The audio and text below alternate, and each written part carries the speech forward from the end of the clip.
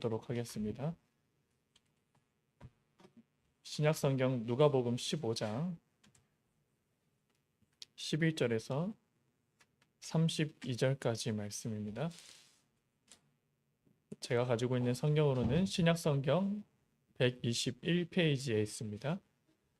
누가복음 15장 11절부터 32절까지의 말씀을 우리 다 찾으신 줄 알고 다 같이 한 목소리로 합독하시겠습니다. 시작.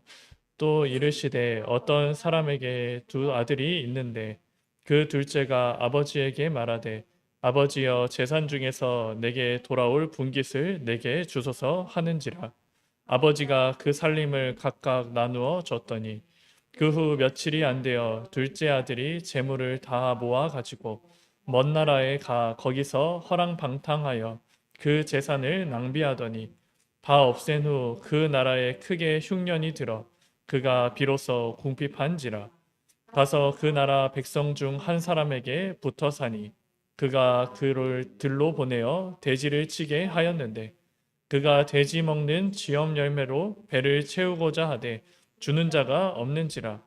이에 스스로 돌이켜 이르되 내 아버지에게는 양식이 풍족한 품꾼이 얼마나 많은가. 나는 여기서 주려 죽는구나. 내가 일어나 아버지께 가서 이르기를 아버지 내가 하늘과 아버지께 죄를 지었사오니 지금부터는 아버지의 아들이라 일컬음을 감당하지 못하겠나이다. 나를 품꾼의 하나로 보소서 하리라 하고 이에 일어나서 아버지께로 돌아가니라. 아직도 거리가 먼데 아버지가 그를 보고 측은히 여겨 달려가 목을 안고 입을 맞추니 아들이 이르되 아버지 내가 하늘과 아버지께 죄를 지었사오니 지금부터는 아버지의 아들이라 일컬음을 감당하지 못하겠나이다 하나 아버지는 종들에게 이르되 제일 좋은 옷을 내어다가 입히고 손에 가락지를 끼우고 발에 신을 신기라. 그리고 살찐 송아지를 끌어다가 잡으라. 우리가 먹고 즐기자. 이 내 아들은 죽었다가 다시 살아났으며 내가 잃었다가 다시 얻었노라 하니 그들이 즐거워하더라. 마다다는 밭에 있다가 돌아와 집에 가까이 왔을 때 풍악과 춤추는 소리를 듣고 한 종을 불러 이 무슨 소리인가 물은데 대답하되 당신의 동생이 돌아왔음에 당신의 아버지가 건강한 그를 다시 맞아들이게 됨으로 인하여 살찐 송아지를 잡았나이다 하니 그가 노하여 들어가고자 하지 아니하거늘 아버지가 나와서 권한대 아버지께 대답하여 이르되 내가 여러 해 아버지를 섬겨 명을 어김이 없거늘 내게는 염소 새끼라도 주어 나와 내 벗으로 즐기게 하신 일이 없더니 아버지의 살림을 창녀들과 함께 삼켜버린 이 아들이 돌아오매 이를 위하여 살찐 송아지를 잡으셨나이다. 아버지가 이르되 너는 항상 나와 함께 있으니 내 것이 다 내 것이로되 이 내 동생은 죽었다가 살아났으며 내가 잃었다가 얻었기로 우리가 즐거워하고 기뻐하는 것이 마땅하다 하니라. 아멘. 기도하도록 하겠습니다. 살아계신 하나님 감사합니다. 하나님의 뜻을 알길 원하고 하나님이 우리를 얼마나 사랑하시는지 그 하나님의 사랑을 감히 말씀을 통해서 보길 원합니다. 측량할 수 없는 사랑이 방향이 잡혀지게 하여 주시고 이제는 그 사랑을 받은 대로 이제 이 시대 앞에서 하나님의 사랑과 예수 그리스도의 사랑을 전하는 자, 정말 그 일을 감당하는 전도자의 삶이 실제적으로 일어나는 원년이 될 수 있게 주님께서 역사하여 주옵소서. 지금도 살아계신 우리 주 예수 그리스도 이름으로 감사하며 기도드립니다. 아멘. 오늘 말씀의 제목은 하나님의 사랑의 속성이라는 말씀으로 2부 예배 말씀을 받길 원합니다. 1부 예배를 통하여서 하나님의 사랑을 받은 자라는 말씀을 우리가 제목으로 붙잡게 되어졌습니다. 그래서 오늘 2부의 말씀은 에베소서 5장 1절의 말씀을 이렇게 주로 이렇게 좀 보시면서 왜 그러냐? 하나님의 사랑을 우리는 어떤 자로 하나님이 부르셨다라고 에베소서 5장 1절에 나와 있냐면 우리 한번 함께 다시 한번 보도록 하겠습니다. 1장 1절입니다. 그러므로 사랑을 받는 자녀같이 너희는 하나님을 본받는 자가 되고. 아멘. 하나님 사랑을 받은 자녀처럼 너희는 하나님을 본받는 자가 되라. 그럼 하나님께서요, 자녀된 자들에게 하나님의 사랑을요, 알게 하시고 보여주셨다라는 것입니다. 근데 그 받은 자들이 하나님 어떤 사명을 주셨습니까? 이제는 그것을 가지고, 사랑을 가지고 본받는 자, 이제 그것을 가지고 이제 실제로 할 수 있는 자, 우리가 이 비밀을요, 실제로 누리셔야 됩니다. 우리는 하나님에 대한 사랑을요, 어떻게 알고 계십니까? 우리가 부모가 자녀를 사랑하는 거, 그 정도의 수준으로만 알고 계십니까? 물론 하나님께서 이 시대와 이 모든 것을 창조하시면서 부모와 자손을 하나님은 허락하셨지만 그 사랑은요, 하나님의 사랑에 비하면요, 마치 세 발의 피와 같은 것입니다. 하나님의 사랑은요, 세상이 이렇게 기준으로 바라봤을 때 우리가 이렇게 뉴스를 보도 많이 알지 않습니까? 폐륜이라고 하는 그런 많은 것들이 실제 일어나는데 그 일어난 그 경위가 보면요, 이게 부모의 잘못된 사랑으로 인해서 아니면 사랑이 그런 결핍으로 인해서 이런 일들이 계속해서 반복되는 것을 볼 수가 있습니다. 사단은요, 왜 가정을 파괴하려고 합니까? 부모가 원래 참된 부모가 자녀를 사랑하는 것을 알아야지 어떻게 하나님의 사랑을 그 비로소 알 수가 있거든요. 근데 그것을 알지 못하게 가정을 파괴하고 가정을 공격함에 인해서 그 사랑을요, 인지조차도 못하게 하는 것입니다. 그러니까 이제 알 수가 없는 것이죠. 근데요, 그런 와중에서도 예수 그리스도의 복음을 정말 마음속에 영접하고 하나님이 구원받기로 작정된 자들은 그 하나님의 사랑을요, 실제로 체험하게 되어집니다. 가문으로부터 흘러나오는 그런 많은 죄악들, 부모로부터 받은 그런 모든 상처를요, 그리스도로 말미암아 이제는 아브라함과 같이 이제 본토 친척 아비집을 떠나서 언약의 가정을 이루게 하여 주시고 정말 믿음의 그 족속이 되게 하신 것처럼 우리에게 그 응답을 주실 줄 믿습니다. 그래서 사단은요, 실제로 가정을 깨트리고 또 그러면서 깨트리지 못하면요, 잘못된 기준을 가지고 자녀들의 하는 그런 모든 사랑이 마치 하나님의 사랑이다라고 착각하게끔 속이는 것을 우리는 분명히 아셔야 됩니다. 그래서요, 하나님의 사랑은 인간의 사랑, 또 부모의 사랑, 그 정도의 수준을 넘는다는 것을 우리는 분명히 아셔야 됩니다. 오늘 그 사랑을요, 좀 세 가지를 기준을 가지고 좀 함께 보길 원하는데요. 이 말씀을 이렇게 보게 되어지면 이전에 알고 있었던 말씀입니다. 이것이요, 정리가 되어지고 결국 하나님이 우리를 사랑하시는 것이 딱 되어졌을 때 우리는요, 하나님의 사랑을요, 본받는 자들, 하나님을 본받는 자들로서 우리에게 맡겨주신 그 사명이 능히 감당될 줄 믿습니다. 우리 인간적인 사랑은 어떠한 사랑입니까? 나에게 어떤 유익이 될 것이 있다면요, 그것을 얻기 위해서 사랑하기도 합니다. 하지만 하나님의 사랑은 어떤 것입니까? 하나님이 우리 인간을 사랑하시는 그 사랑은 어떠한 것입니까? 인간에게서 어떠한 것도 얻으실 수 없는데 사랑을 하시는 것입니다. 이 사실이요, 우리 마음속에 먼저 정립이 되어져야 됩니다. 내가 하나님께 열심을 드리기 위해서, 내가 부자이기 때문에 하나님이 그것이 나에게 하나님께서 필요하시기 때문에 나를 사랑하신다는 것이 아니라 아무것도 없는 우리를요, 하나님이요, 그냥 사랑해 주시는 거예요. 이게요, 무조건적인 사랑입니다. 모든 인간은 창세기 3장 문제에 걸려가지고 하나님을 바라볼 수도 없고 모든 것이 악하게 되어졌습니다. 하지만 하나님은요, 그런 악을 가지고 있는 하나님의 자녀, 하나님의 사람들을 귀하게 보시고 그들을 구원하시기로 작정을 하십니다. 그들을요, 끝까지 사랑하려고 하십니다. 그게 바로 무조건적 사랑입니다. 그래서 무조건은요, 내가 어떠한 막 살아도 하나님이 그냥 나를 사랑하신다라고 하는 그런 무조건이 아니라 말 그대로 없을 무해가지고 조건이 없는 그 사랑을 말합니다. 이 말을 잘못 이해하면요, 어떻게 됩니까? 나는 구원을 받았으니 이제 복음을 누리는 것이라고 하는 그 착각 가운데 내가 원하는 대로 죄악대로 행하게 되어지고 결국은 나중에는요, 마치 안 좋게 말하면 사두개인처럼, 좋게 말하면 좀 이렇게 다 안 좋은 것이지만 바리새인들처럼 하나님께 돌아오는 자들을요, 천국에 들어와야 되는 자들을 입구에서 막는 그 죄악을 범하게 되는 자들이 되고 말 것입니다.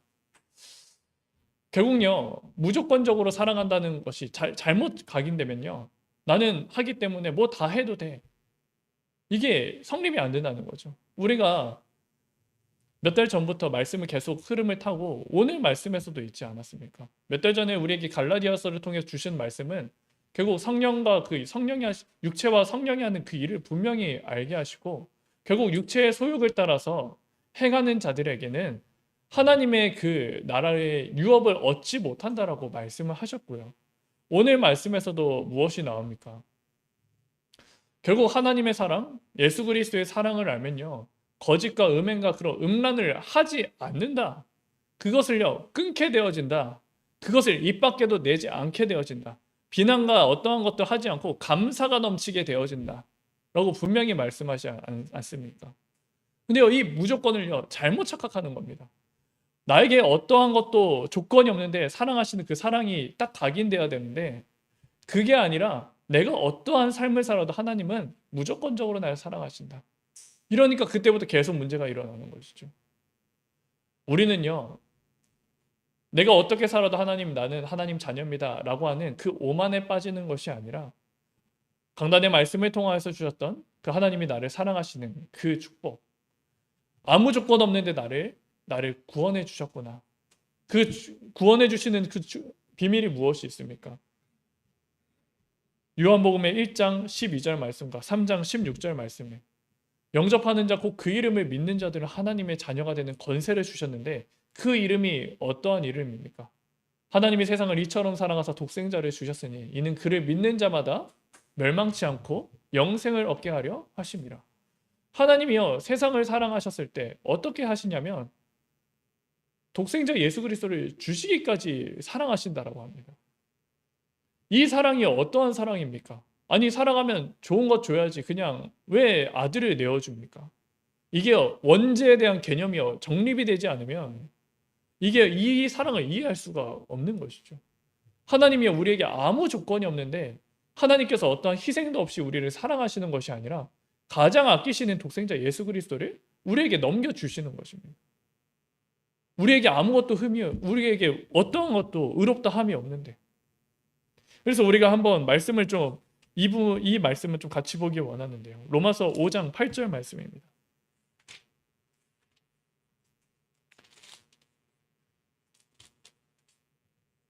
로마서 5장 8절 말씀, 제가 가지고 있는 성경으로는 신약성경 245페이지에 있습니다. 네, 우리 5장 8절 말씀 한번 함께 한 목소리로 보도록 하겠습니다. 시작. 우리가 아직 죄인 되었을 때 그리스도께서 우리를 위하여 죽으심으로 하나님께서 우리에 대한 자기의 사랑을 확증하셨느니라. 아멘. 우리가 어떠한 의를 가지고 하나님이 그 보시고 그리스도를 보내주신 것이 아니라 아직 우리가 죄인 되어 있었을 때, 그때요, 하나님이 어떻게 하십니까? 그리스도를 보내사 그의 피로 말미암아 그가 죽으심으로 인하여서 하나님께서 우리에 대한 자기의 사랑을요, 확증을 하시는 것입니다. 우리가 받은 그 무조건적인, 하나님이 주신 그 무조건적인 사랑은요, 우리가 죄인인데 아무런 흠이 많아도 너무 많은 거죠. 하나님 보시기에 의로운 거는 눈꼽만 것도 없는데 하나님 그 죄인을요, 사랑하시기로 작정하신 것입니다.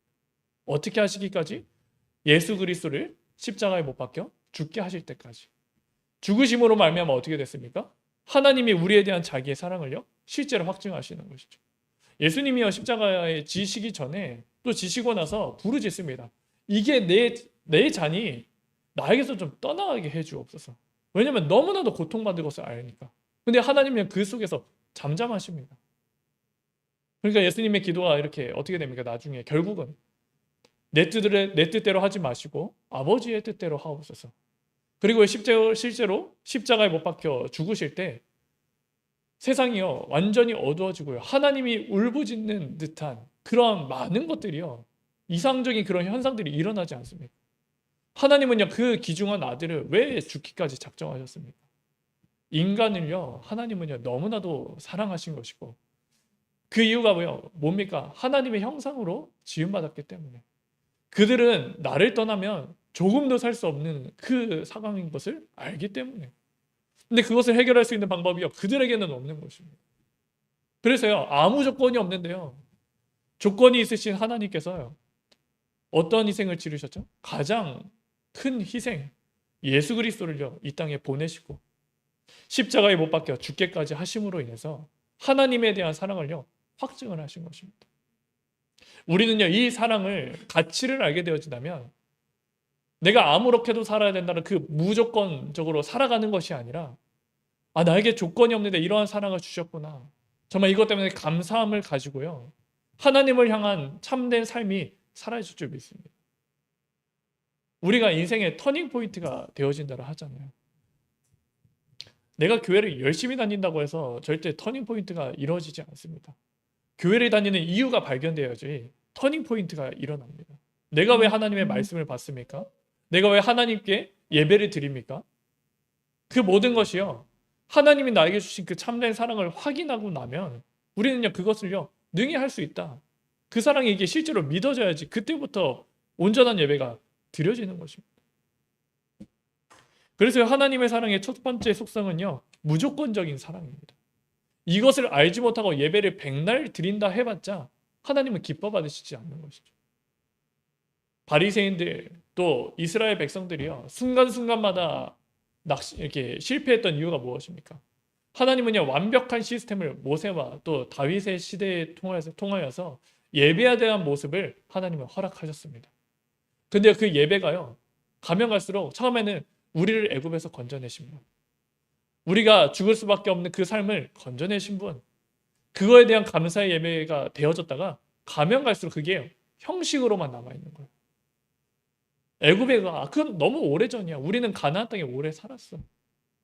그냥 그 속에서 하나님 예배 드리라니까 똑같이 그냥 예배 드리는 거예요. 그래서 하나님 뭐라고 하시냐면 이사야서 1장의 말씀에 보면 더 이상 내 전을 밟지 마라 라고 얘기합니다. 내가 기름과 그런 거 역겨워 죽겠다라고 합니다. 그리고 그 사람들을, 이스라엘 백성들을 두고 뭐라고 하냐면 소돔의 제사를 드리지 말고 너희 고모라들아, 고모라 이렇게 얘기합니다. 소돔과 고모라가 어떠한 삶을 살았는지 알지 않습니까? 하나님께 예배 드리는데요, 이 본질을 놓치니까요, 하나님이 받기 싫다고 하시는 거예요.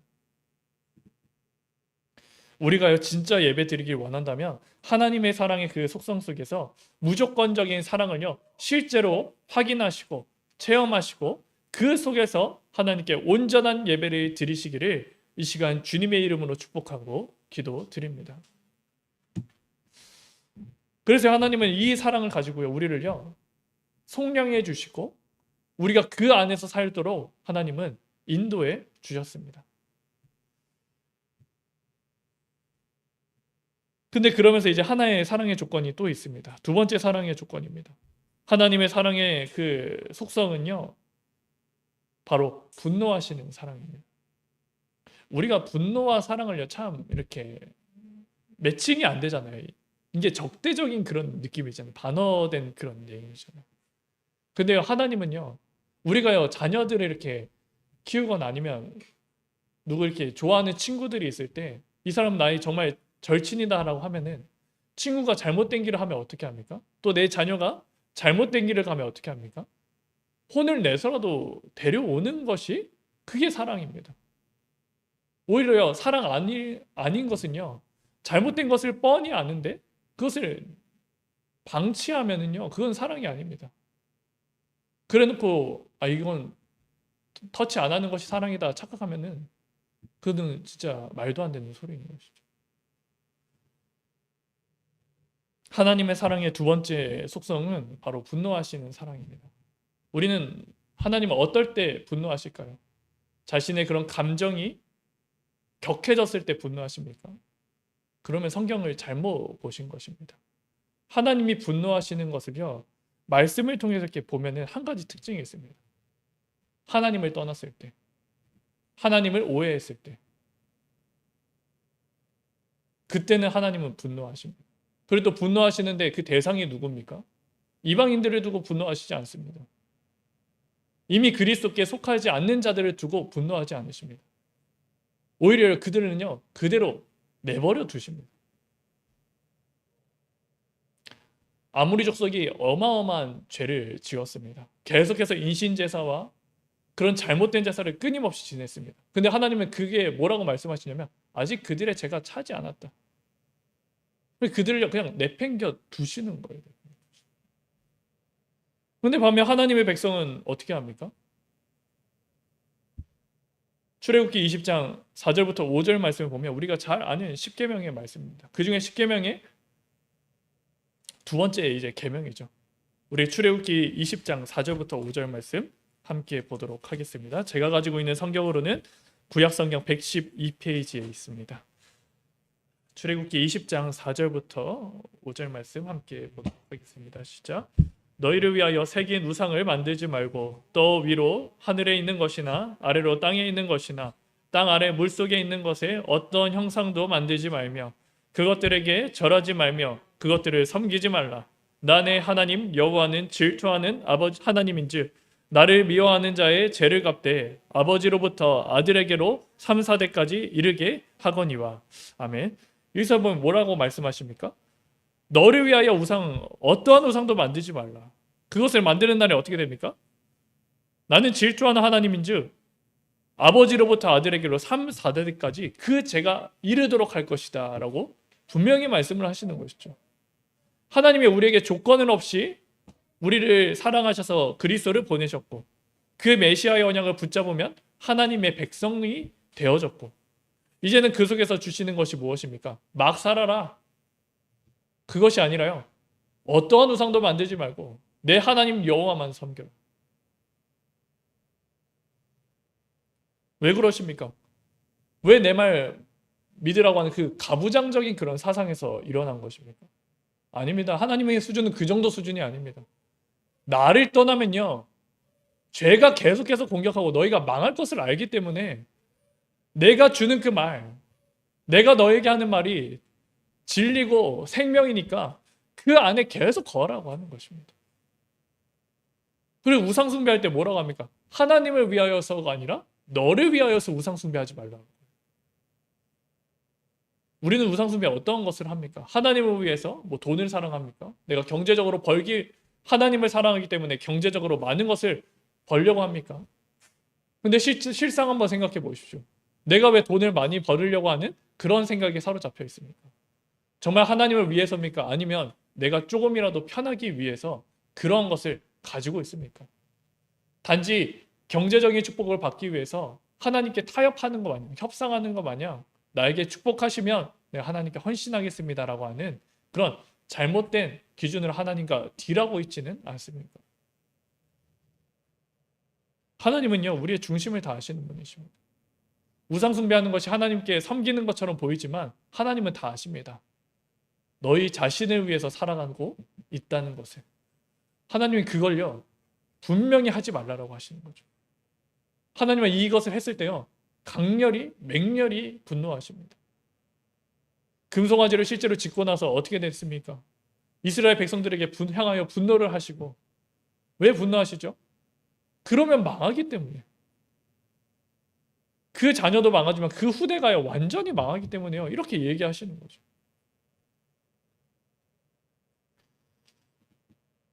그래서 이 분노하시는 사랑을요, 우리는 정확히 알아야 됩니다. 우리가 하나님께 속해 있지 않으면 하나님은 우리에게 분노하실 이유도 없어요. 근데 우리는 하나님께 속해 있기 때문에요, 하나님은 우리에게 분노하십니다.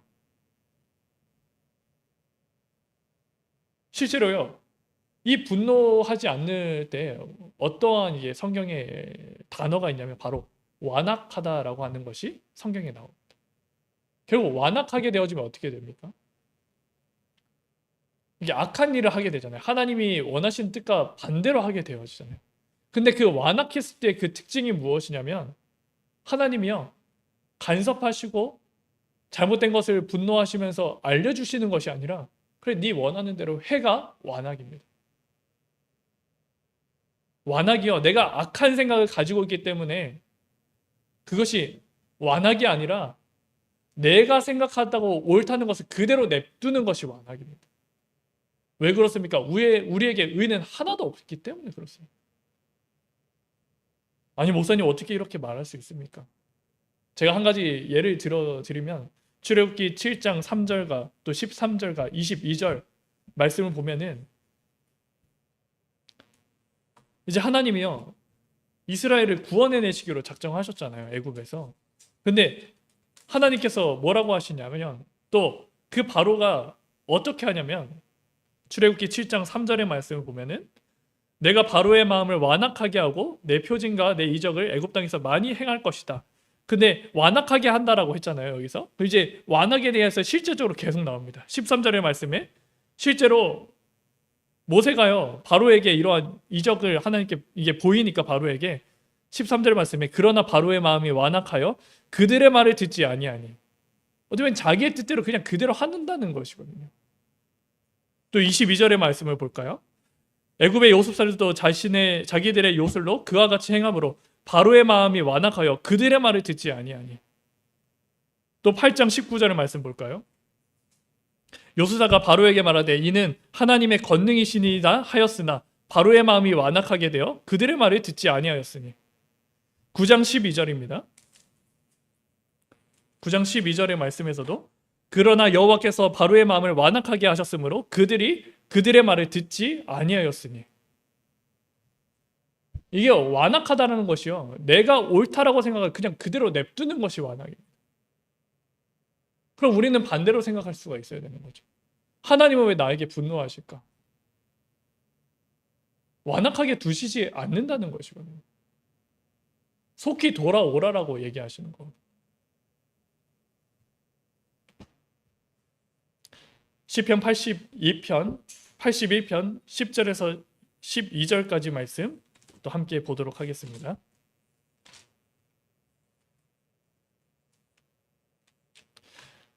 제가 가지고 있는 성경으로는 구약성경 863페이지에 있습니다.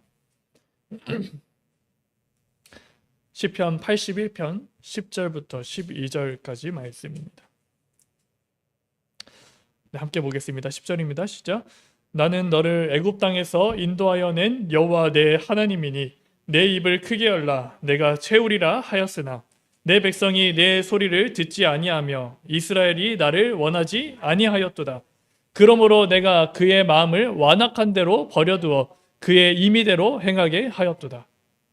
완악하다라고 하는 것이 무엇이냐면 자기 뜻대로 그냥 냅두는 것이 완악하게 하는 거예요. 우리의 삶이요 하나님이 보시기에 완악하게 그대로 두시지 않는다는 사실을 믿으시길 바라겠습니다. 그러면요 하나님의 분노가요 이해가 되어지는 거예요. 하나님이요 여러 가지로 우리에게 분노를 나타내십니다. 때로는 삶의 어려움으로, 때로는 육신의 어려움으로, 때로는 영적인 그런 피폐로 하나님은 우리에게 분노하시는 것을 알게 되어집니다.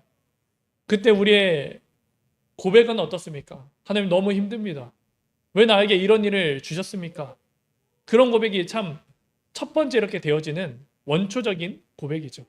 근데 우리의 수준은요 그런 원초적인 고백에서 한 단계 더 수준이 높아지길 바라겠습니다.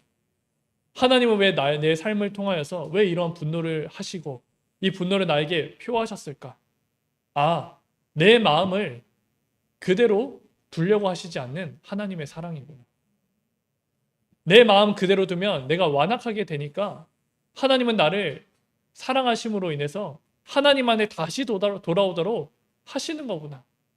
하나님의 사랑을 확인합니다라고 고백하는 우리의 그런 수준의 고백이 되어지기 바랍니다. 성도들은 많은 어려움을 실제로 삶에서 겪게 되어집니다. 그때마다 우리는 응답받은 자들을 보고 부러워합니다. 하지만요, 하나님은 다른 사람의 그런 부러움보다 하나님은 나에게 초점을 맞추고 계시다는 사실을 분명히 아셔야 됩니다. 비교해서 또다시 나를 죄 가운데 계속 빠뜨리는 것이 아니라 하나님은요 그 문제를 주신 이유가 내 뜻대로 하지 않게 하기 위해서 나에게 주시려고 하는 그 믿음의 분깃이 분명한데 그것을 찾도록요 다시 안쪽으로 돌아오도록 하나님은 계속해서 인도하시는 거예요. 그러면요 우리는요 하나님의 사랑 중에서 나를 아무 조건 없이 나를 사랑하시는 것도 있지만 나를 향해서 분노를 내시는 것 또한 하나님의 나의 사랑이라는 것을 반드시 확인하셔야 됩니다.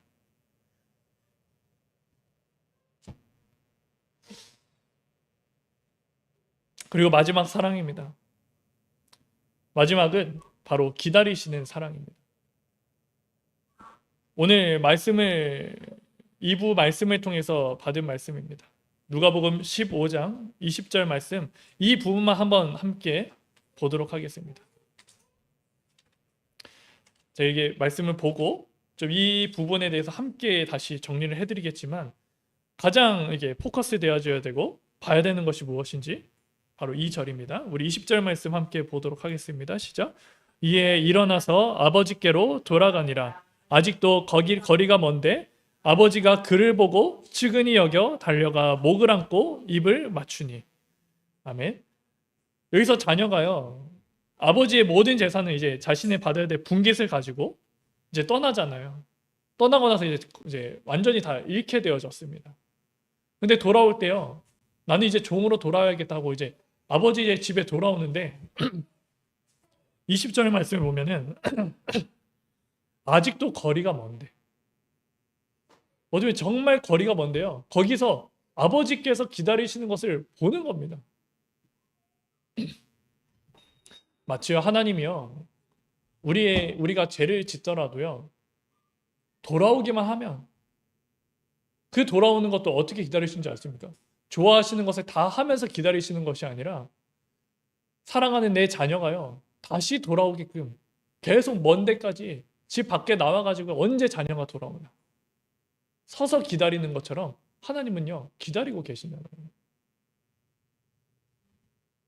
하나님은 우리에게 분노를 하시지만 하나님은요, 우리가 뜻을 돌이키고 다시 하나님께 돌아오도록 끊임없이 기다리고 계신 줄 믿습니다.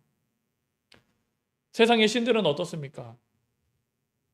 자신을 믿지 않고 자신을 거역하면 죽이고 큰 재앙을 주는 신들이 아닙니까? 하지만 우리가 믿는 그 그리스도의 주신 참된 복음을 가진 신은 어떠한 신이십니까? 어떠한 하나님이십니까? 나를요, 끝까지 기다리시는 것입니다. 나를 진노하시기 위해서 주시는 것이 아니라요, 내가 하나님께 돌아올 때까지요, 계속해서 기다리신다는 것이죠. 사단이요, 욥을 시험하고 하려고 했을 때 하나님은요, 욥을 통해서 욥에게 어떠한 심정을 하나님 보셨을까요? 얘가 넘어지면 안 되는데, 얘에게 줄 축복이 아직까지 남았는데, 능히 마치 하나님 보좌에 서서 계시지 않았겠습니까? 그리고 실제로 스데반이 순교를 하고, 또 많은 백성들이, 많은 그리스도인들이, 제자들이 주의 말씀을 전파할 때 어떻게 됩니까? 하나님과 그 보좌 우편에 서서 보고 계신다라고 하지 않습니까?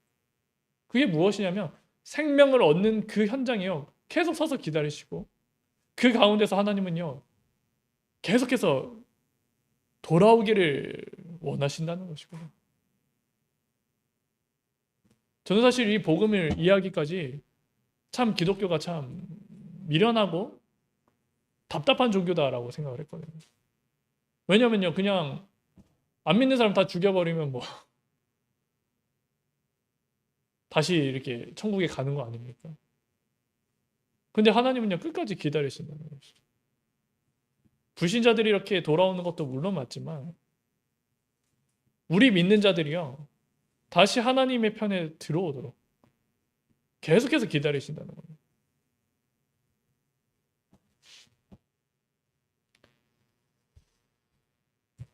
에베소서 5장 2절 말씀 우리 한번 보도록 하겠습니다.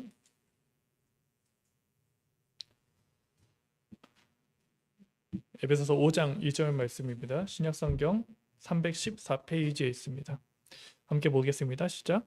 그리스도께서 너희를 사랑하신 것 같이 너희도 사랑 가운데서 행하라. 그는 우리를 위하여 자기를 버리사 향기로운 제물과 희생 제물로 하나님께 드리셨느니라.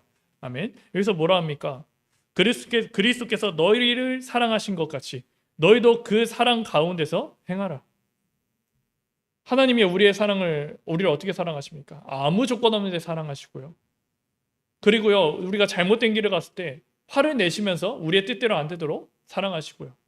그러면서 강압적으로 가게 하시는 것이 아니라 너희가 뜻을 돌이킬 때까지 하나님은요, 밖에 서서 끊임없이 기다리시는 그 사랑을 하십니다. 이제는 그 사랑을 하는 우리는요, 2절의 말씀처럼 그리스도께서 우리를 사랑하시는 것 같이, 너희를 사랑하신 것 같이 너희도 그 사랑 가운데서 행하라. 실제로 그 삶을 살아내라는 거거든요. 우리는 어떤 영혼을 보고 우리 성도들의 모습을 봤을 때 실제로 이러한 사랑을 가지고 보고 있습니까? 하나님이 나를 아무런 조건 없이 사랑하신 것처럼 성도들의 그런 약함을 보고 아무런 조건 없이 실제로 사랑하고 있습니까? 그리고 그들이 잘못된 길을 갔을 때 우리는 분노하지 않고 잠잠히 잊고 있진 않습니까?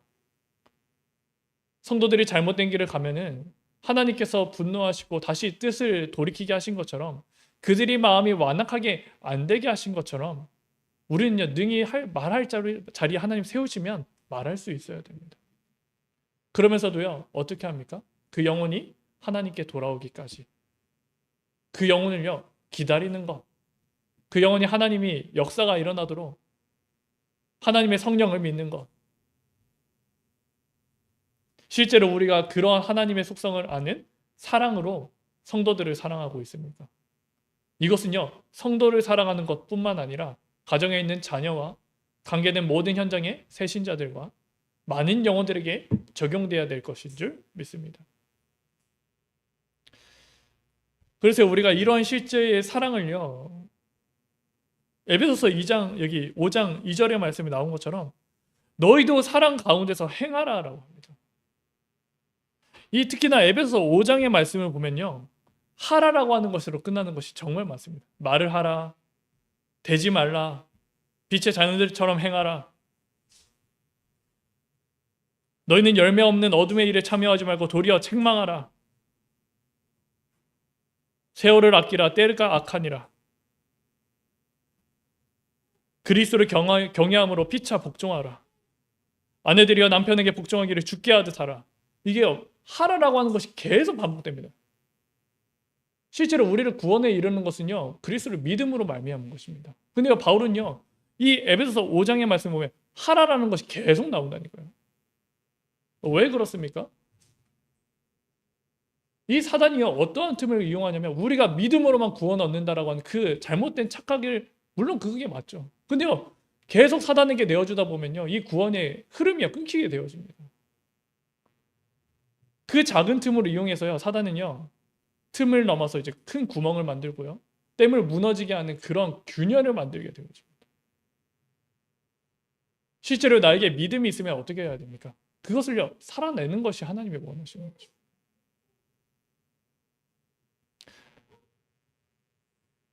성경을 이렇게 정경화하는 과정에서 야고보서를 넣을 것인가 말 것인가를 두고 참 이야기들이 많았다고 합니다. 그리고 또 야고보서가 어디 뒤에 있습니까? 히브리서 뒤에 있습니다. 히브리서는 어떠한 장이죠? 믿음의 장입니다. 야고보서는 어떠한 장입니까? 행함의 장입니다. 우리가 믿음으로써 구원을 얻는 것이 이신칭의에 대한 그 말씀의 핵심이 되는 것이 로마서 말씀이고, 이것을 구약에 대한 그 많은 흐름을 가지고 믿음이 하나님이 보시는 의인이다라고 하는 것이 히브리서입니다. 그러니까 사람들이요, 이 정경화할 때도요, 이 야고보서가 행함을 하라고 하는 그 강조하는 것인데 이것을 넣어야 되냐 말아야 되냐 이렇게 고민을 했거든요. 근데 이건요, 하나님 어쨌든 넣게 하신 그 이유가 무엇일까요? 이때 당시에도 야고보가요, 지금으로 치면 우리 교단의 이렇게 좀 총회장 같은 사람입니다.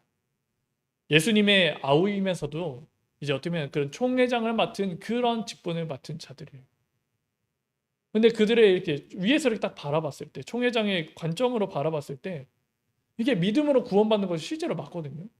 근데 그걸요, 나중에 되면 될수록 예배도 안 나오고요, 하나님께 예전에 드렸던 그런 뜨거운 마음도 없어지고요, 실제로 그 우상에 대해서도 그냥 타협하게 되어진 그 성도들의 모습 보니까요, 그거 행함이 없는 믿음은 죽은 것이다라고 얘기를 하는 것이고, 우리에게도 마찬가지로 필요한 것인 줄 믿습니다. 행함이 앞서서 행함으로 인해서 우리에게 믿음이 생기는 것은 분명히 아닙니다. 하지만 온전한 믿음이 있다면요, 그것을 행했을 때 그 믿음은요 실제로 우리 나를 구원에 이르게 하시고 그 일을 통하여서 많은 영혼들을 구원에 이르게 하도록 하나님은 인도하여 주실 것입니다. 그래서 야고보서 2장 26절의 말씀을 가지고 마무리로 함께 나누길 원합니다. 결국 하나님에 대한 사랑의 속성을 아는 우리가요, 하나님의 사랑을 아는 자가 되었을 때 하나님께서 우리에게 말씀하시는 것은 무엇이냐? 신약성경 373페이지에 있습니다. 373페이지 야고보서 2장 26절 말씀입니다. 우리 함께 보도록 하겠습니다. 시작. 영혼이 없는 몸이 죽은 것 같이 행함이 없는 믿음은 죽은 것이니라. 아멘. 결국요, 어떻게 하나님은 원하시냐면 내가 구원을 받고 내가 살아나는 것도 물론 필요하지만 결국 내가 정말 살아나는 것 또한 실제로 하나님 원하시는 그 자리에 계속해서 나가는 것이 실제로 필요하다. 행할 때 사도행전이 왜 있습니까? 행전 아닙니까? 영어로 말하면 액션 아닙니까? 액션에 대한 그거잖아요. 사도들이요, 믿음 가지고 나아갔을 때 생명이 일어나는 것처럼 우리가요, 믿음만 가지고 그냥 가만히 집중하는 시간만 계속 되어지면 그것도 옳지는 않다는 것이죠. 실제로 그 믿음 가지고 행할 때 하나님은 어떻게 하십니까? 예루살렘 전 지역이 하나님은 복음화되게 하시고 제자의 수가 3천이나 하나님을 더하여 주시고 고넬료가 죽게 돌아오고 더 나아가서 바울을 하나님께서 쓰셨을 때 로마까지 복음화되어지는 그 응답을 하나님께서 실제로 보여주지 않았습니까? 만약에 바울이 가만히 앉아서 다수에서 계속 기도만 했으면 이러한 역사가 하나님이 실제로 일어나게 하셨을까요? 실제로 성령이 역사하면요, 우리는요 하나님 원하시는 자리, 하나님이 원하시는 현장에 능히 나아가게 될 것입니다. 그렇다고 해서 막 움직이지는 않으셨으면 좋겠어요. 하나님이 원하시는 것이 확인이 안 되는데 막 움직이는 것 또한 잘못된 것입니다. 제가 말하고자 하는 것은 진짜 성령의 충만함을 간절히 바라고 하나님에 대한 사랑을 알면요, 하나님의 나를요 이동하게 하실 것입니다. 그럼 거기에서 세상에 어떤 많은 기준들이 실제로 있거든요. 이래야 된다, 저래야 된다, 지금 가면 안 된다 이러지만 하나님이 말씀하시면 그 말씀 의지해서 가는 것입니다. 근데 그때 갈 때 하나님의 역사는 시작됩니다. 바울이요 2차 전도 여행 때 계속 가고자 했는데 막았잖아요. 하나님이 예수의 영이 허락하지 않으셨잖아요. 근데 넘어가면 실제로 안 되는 것이거든요. 거기에 유대인들이 없을 거거든요, 사실. 근데 하나님께 기도했을 때 하나님은 그 길로 가라고 하시잖아요. 근데 갔을 때 어떻게 됩니까? 사람들의 말은 가면 안 됩니다, 가면 안 됩니다 했는데 기도하는 사람들이 보고 아, 이거 하나님이 원하시는 거다. 확인되어지니까요, 그냥 가는 거예요. 거기서 누굴 만납니까? 루디아를 만나고요, 야손을 만나고요, 브리스가 부부를 만나고요, 에베소에서 수많은 제자들을 만나게 되어지고요. 그 가운데서 정말 하나님의 말씀, 주의 종으로서 이제 섬기게 되어지는 그 누굽니까? 그 브리스가 부부가 이렇게 성령에 대해서 얘기했던 사람인데 어쨌든 그 아볼로를 만나고 이러한 삶이 계속 되어지는 것이고 우리의 삶 속에서도요 실제로 이 온전한 믿음, 예수 그리스도의 확실한 믿음을 가지고 있는 우리에게 하나님은 걸어가게 하실 때 그것을 행했을 때 진짜 이러한 역사들이 넘쳐날 줄 믿습니다. 우리가 어떻게 당당합니까? 하나님이 주신 증거가 있어야지 당당한 것이 아닙니다. 하나님 말씀은 말씀대로 받고 내 현실에 안 맞으면 나는 쉽게 타협한다면 어떻게 하나님께서 일하실 수가 있겠습니까? 우리는 그 사실을 알고요. 실제로 이 행함이 우둔해지는 시대, 행함이 우선이 아니라고 하는 그 시대 가운데 정말 성령의 충만함을 받고 이제 나아갈 수 있는 우리 믿음의 사람들 되시길 바랍니다. 그러기 위해서 정말 하나님에 대한 그 사랑의 속성을 분명히 아시고 1부 예배와 2부 예배를 통하여 주신 그 하나님의 사랑이 풍성한 한 주가 되시기를 이 시간 주님의 이름으로 축복하고 기도합니다. 우리 시간이 제가 좀 많이 지났는데요. 함께 오늘 받은 말씀을 좀 묵상하시면서 함께 기도하도록 하겠습니다. 나는 하나님의 사랑을 받는 그 정체성을 가진 자들입니다. 그래서 이제는 그 사랑을 본받고 이제는 그 사랑을 행하고 그로 인해서 내 입에 감사가 넘치고 잘못된 그런 모든 기준의 말들이 입에서 멎어지는, 그래서 하나님이 원하시는 그 일에 온전히 쓰임받는 전도자 되게 하여 주옵소서. 우리 이 시간 하나님 말씀 받은 말씀 붙잡고 함께 기도하기를 원합니다.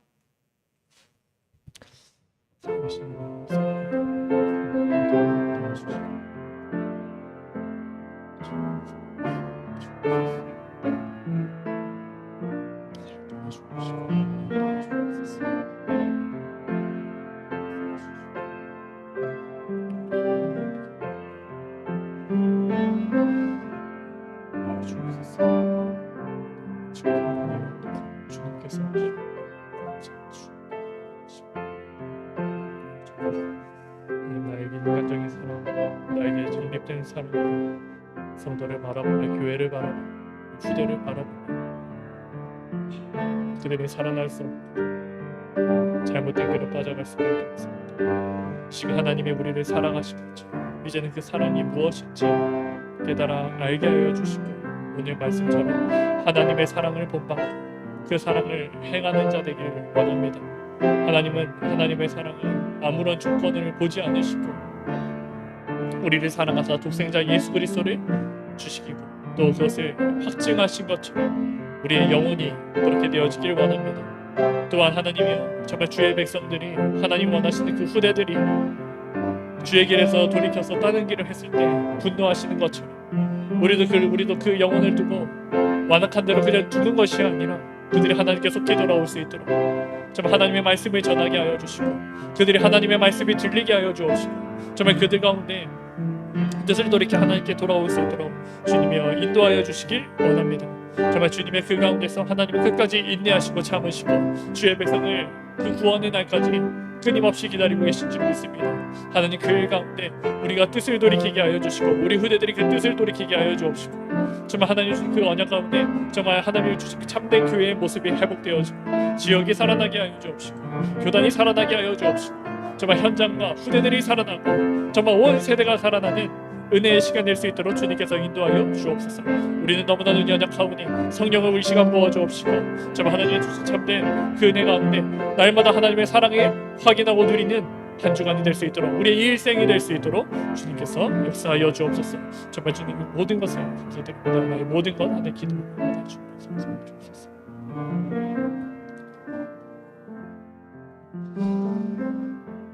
살아계신 하나님 감사드립니다. 한 주간 하나님의 사랑을 온전히 묵상케 하여 주시고 그 받은 자의 정체성을 확인하게 하여 주옵소서. 내 입술의 모든 고백이 하나님 음란과 그런 음행이 가득한 것이 아니라 그것을 끊고 날마다 하나님께 감사할 수밖에 없는 감사의 이유가 발견되게 하여 주시며 정말 하나님 주신 참된 사랑이 나에게 가득한 것처럼 정말 이제 그 사랑의 의미를 알고 우리가 여태까지 잘못 기준되어졌던 그 사랑이 재확인되게 하사 하나님의 사랑으로 바뀌게 하여 주옵소서. 그래서 정말 주님 주신 그 복음 가지고 하나님 주의 뜻을 따라 온전히 행할 때 바울에게 주셨던 그 여정처럼 사도행전을 통해서 하나님 역사하신 그 여정처럼 지역이 복음화되어지고 가정이 복음화되어지고 후대와 세계가 복음화되어지는 그 은혜의 역사가 우리의 삶 가운데 일어날 수 있도록 참된 증인 될 수 있도록 주님께서 역사하여 주옵소서. 지금도 살아계신 우리 주 예수 그리스도 이름으로 감사하며 기도드립니다. 아멘. 우리 주기도문으로 마치도록 하겠습니다.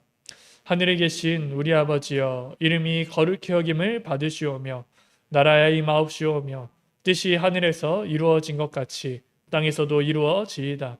오늘날 우리에게 일용할 양식을 주옵시고 우리가 우리에게 죄 지은 자를 사하여 준 것 같이 우리의 죄를 사하여 주옵시고 우리를 시험에 들게 하지 마옵시며 다만 악에서 구하옵소서. 대개의 나라와 권세와 영광이 아버지께 영원히 있사옵나이다. 아멘.